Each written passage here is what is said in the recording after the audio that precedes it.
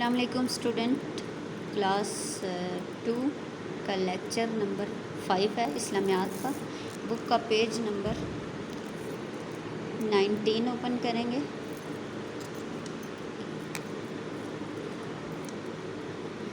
बाब नंबर 2 का सबक नंबर 3 है। ख़ातमुन नबीयीन हज़रत मोहम्मद सल्लल्लाहु अलैहि वसल्लम। यहाँ तक हमने रीडिंग कर ली थी। अब आगे है हज़रत मोहम्मद सल्लल्लाहु अलैहि वसल्लम तमाम इंसानों के लिए हिदायत और रहनुमाई का ज़रिया हैं।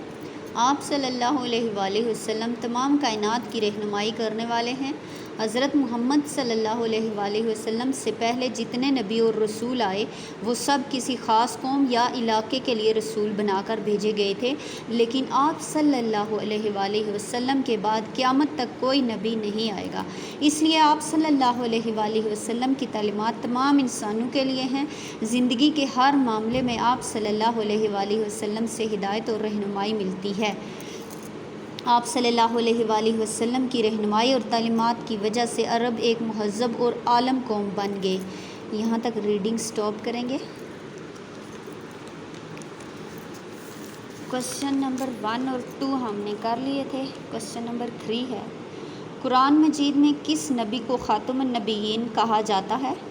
हज़रत मोहम्मद सल्लल्लाहु अलैहि वसल्लम को ख़ातमुन नबीयीन कहा जाता है। अरब किस तरह महज़्ज़ब और आलम कौम बन गए? आप सल्लल्लाहु अलैहि वसल्लम की रहनुमाई और तालीमात की वजह से अरब एक महज़्ज़ब और आलम कौम बन गए। क्वेश्चन नंबर 5 है, हज़रत मोहम्मद सल्लल्लाहु अलैहि वसल्लम की तालीमात किसके लिए हैं? आप सल्लल्लाहु अलैहि वसल्लम की तालीमात तमाम इंसानों के लिए हैं। लेक्चर मुकम्मल तवज्जो से सुना करें। जो क्वेश्चन आपको करवाए जाते हैं वो आपने प्यारी सी हैंड राइटिंग में कॉपी पे लिखने हैं और याद करने हैं।